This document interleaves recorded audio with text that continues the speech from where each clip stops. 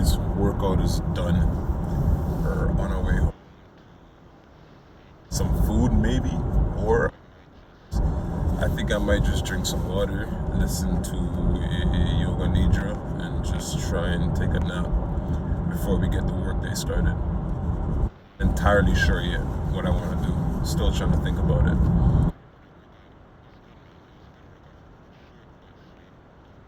It's already sore, you know what I mean? So, like, I have done legs today or done squats today. It was a bit of a challenge, considering my legs were already tired as hell. But I still decided to do it, but just taking it easy. I decided to do it, but to do it very weight necessarily heavy, nor is the rep scheme plentiful, right? The most reps I did was 10 weight squats, and then the lowest amount of reps I did was, I think, maybe 3 with 225. You know what I mean? And then for the most part, everything was in the mid-range, 5 to 6 reps. So nothing too crazy. I would argue that it's probably the issue is so if you that are familiar with Good Life Fitness, I'm doing their body pump basically on Saturdays. And what's happening is that body pump, I have to kind of tailor my workout schedule throughout the week in order to even be able to get to that body pump without being too sapped, too drained, too fatigued. And then that's a full body workout, and it's basically a high intensity full body workout. So by the time I'm done that, to go work out the day after and the following is a bit of a challenge because it's a full body workout. Of course, certain aspects get worked more than others, and with that being said, it's legs that gets taxed a lot in that class. Mostly, that's like the class's focus. So it makes sense that my legs would be sore today because I did body pump on Saturday. Right? Maybe one day I'll get some footage of that and upload it onto the channel. Speaking of upload, freaking reaction channel. I spent an hour yesterday, more than an hour and a half yesterday, watching the final season of Attack on Titan, the final episode, and then spent an hour and a half editing the damn thing, only for me to upload it and then get copyrighted. Like, come on, brother. I even chopped it up to make sure it didn't, there wasn't periods of time where it played for more than 5 seconds. I just every 5 seconds I chopped it up, still got copyrighted. I'm gonna have to try and figure out need to re-upload that. Not get copyrighted. I'm not sure exactly how, but maybe if I put some music in the background or something. This YouTube game it's not as easy as just recording shit up. So much little nuisances to trying to get in the game. I'm not giving up, so I'm gonna try to figure out a way to upload that video and live workout content. It gets sticky sometimes as well because you're recording in the gym or something, and there's music playing on the fucking music system.